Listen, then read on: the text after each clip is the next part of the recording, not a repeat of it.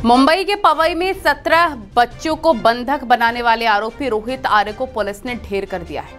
लेकिन दहशत भरे उन घंटों में जो भी कुछ हुआ वो किसी थ्रिलर फिल्म की कहानी से कम नहीं लगता है। देखिए।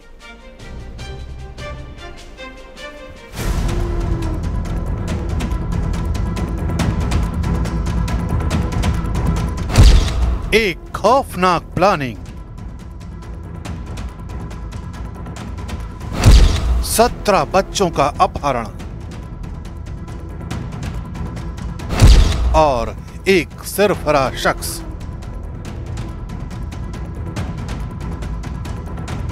ये कहानी है मुंबई के पवई में चले उस ऑपरेशन की जिसने करीब 3 घंटे तक मुंबई की सांसों को थाम दिया।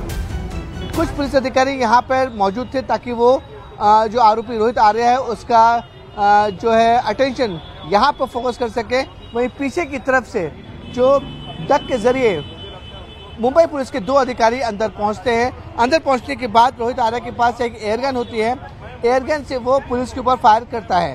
पुलिस को समझ में नहीं आता है कि आरोपी के पास जो एयरगन है वो असली है नकली है। रिटेलिएशन में मुंबई पुलिस के अधिकारी भी रोहित आर्य पर फायर करते हैं और एक गोली रोहित आर्य के सीने में लगती है। अस्पताल ले जाते वक्त रोहित आर्य की मौत हो जाती है।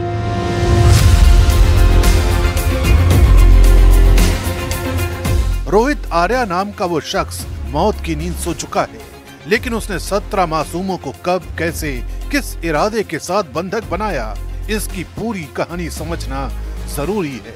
गुरुवार दोपहर करीब 12 बजे पवई के आर्य स्टूडियो में ऑडिशन के नाम पर कुछ बच्चों को बुलाया गया था। कैमरे, लाइट्स और एक्टिंग के बहाने सब कुछ सामान्य दिख रहा था, लेकिन कुछ देर बाद दरवाजे बंद हुए और बाहर की दुनिया से रिश्ता टूट गया और दहशत की पटकथा शुरू हो गई। मैं मर जाऊं या नहीं मर जाऊं, बच्चे अननेसेसरी हर्ट होंगे, ट्रॉमाटाइज डेफिनेटली होंगे। उसके ऊपर कुछ होगा तो मुझे पता नहीं। उसका जिम्मेदार मुझे ना गिना जाए, उसका जिम्मेदार उन लोगों को गिना जाए जो अननेसेसरी ये ट्रिगर कर रहे हैं, जबकि एक नॉर्मल कॉमन पर्सन सिर्फ बात करना चाहता है। मेरी बातें ख़त्म होने के बाद मैं खुद ही बाहर आऊँगा।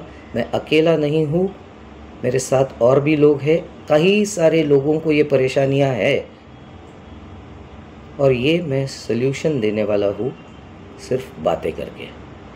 Please do not trigger me to do some harm to anybody.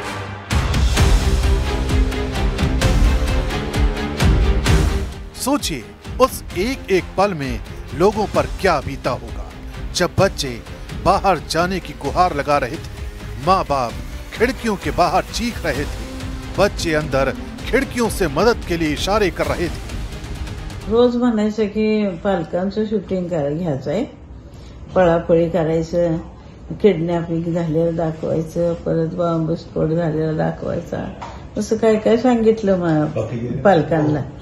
मग पालकांनी भी विश्वास ठेवला। म्हटले बसायचं तर करूया, थोड़ी मदद करा म्हटलं आम्हाला टीमसाठी। जिसके बाद पुलिस ने इलाके को घेर लिया, मगर अंदर एक अनजान दहशत थी। बोतलों में भरा केमिकल, हवा में तनाव और हर सेकंड लग रहा था जैसे अब कुछ भयानक होने वाला है। इस घटना के बाद जो बच्चे थे, विक्टिम बच्चे थे, वो शीशे के जरिए पहले मदद की गुहार लगाते हैं। उनमें से कुछ बच्चे जो हैं वो अपने पेरेंट्स को फोन करके बोलते हैं कि उन्हें किडनैप कर लिया गया है, उनकी जान खतरे में है।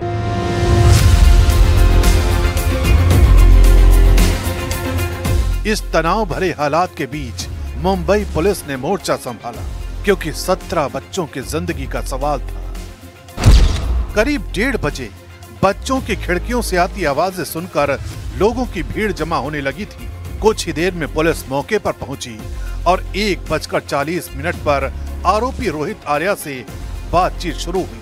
2 घंटे तक चली कोशिशें नाकाम रहीं। 3:30 बजे फायर ब्रिगेड बुलाई गई और 3:50 पर टीम ने आर्य स्टूडियो की खिड़कियां तोड़ दी। जैसे ही 3 अधिकारी अंदर पहुंचे, रोहित ने उन पर एयरगन तान दी और फायर किया। ये 4 बजे का वक्त था। पुलिस ने जवाबी फायर किया और गोली लगते ही रोहित गिर पड़ा। शाम 4:10 पर सभी बच्चे सुरक्षित निकाल लिए गए और 4:30 बजे अस्पताल पहुंचते ही रोहित आर्या को मृत घोषित कर दिया गया।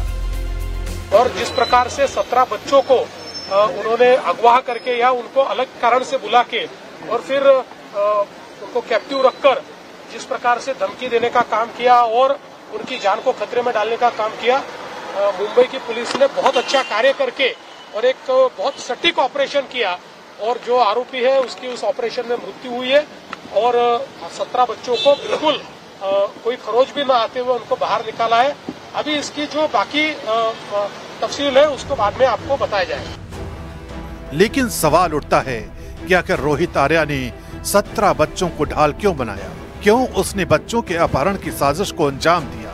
दरअसल रोहित आर्या खुद को सरकारी प्रोजेक्ट का ठेकेदार बताता था। दावा कर रहा था कि महाराष्ट्र सरकार ने उसके 2 करोड़ रुपए रोक रखे हैं। उसी गुस्से में उसने एक खतरनाक कदम उठा लिया। लेकिन महाराष्ट्र के शिक्षण सचिव रणजीत सिंह देओल की तरफ से दावा किया गया है कि स्वच्छता मॉनिटर प्रोजेक्ट के लिए रोहित आर्या को 2 करोड़ देने का कोई समझौता नहीं हुआ था। रोहित आर्या ने ये काम स्वेच्छा से किया था। इस कार्य के लिए रोहित आर्या को प्रमाण पत्र भी दिया गया था, यानी महाराष्ट्र सरकार का रोहित आर्या पर कोई बकाया नहीं था। आरोपी रोहित आर्या की 2023 की एक तस्वीर भी सामने आई है, जिसमें वो पूर्व मंत्री दीपक केसरकर के साथ दिखाई दे रहा है। स्कूलों में साफ सफाई अभियान के एक प्रोग्राम की ये तस्वीरें बताई जा रही हैं। यही वजह है कि इस सनसनीखेज मामले पर राजनीति भी शुरू हो गई है।